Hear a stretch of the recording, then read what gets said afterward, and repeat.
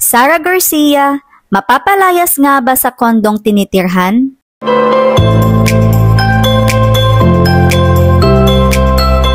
Tapos na ang ceasefire at ang hagupit ng bagyong Tanchel Lubete ay muli na namang nagparamdam kay Sara Garcia. Nakailang post na din si Tanch sa kanyang story tungkol sa usaping pera at mga ari-arian, ngunit deadman naman si Sara at patuloy na nanahimik sa naturang issue. Base sa post ni Tanch ay tila sagad na ito sa pagni-deadman ni Sara at kailangan niyang ilabas ang kanyang huling baraha.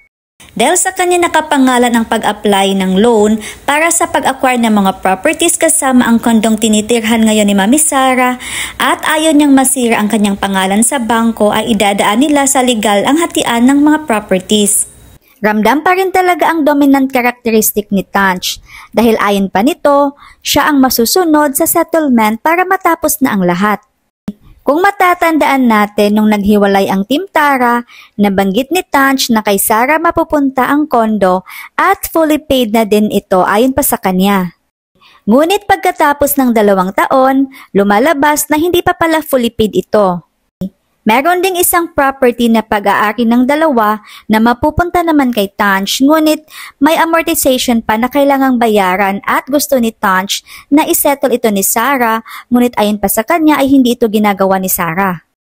At dahil tila verbal lang ang lahat ng usapan, lalo na ang pagbigay ng kondo kay Sara, ay madali itong mabago ni Tanch.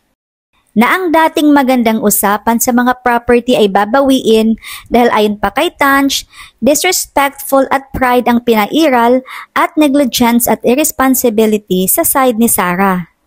Kung iisipin natin ay hawak ni Tanch ang bola, kaya malakas ang kanyang loob dahil sa kanya nakapangalan ang kondo. Posibleng ibenta nila ito at maghatian na lang ang kikitain nito. O pwede namang bilhin na lang ito ni Sara, ngunit ayon na sa current price ng mga condominium sa area na yon. Kaya sure na malaki talaga ang kailangang pera ni Mami Sara para ma-secure sa kanya ang condominium na yon.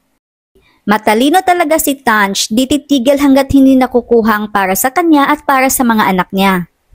Ngunit bakit kaya libre ang sinasabi ni Tanch sa pagtira ni Sara sa kondo ay may share din naman ito sa pagbili ng property.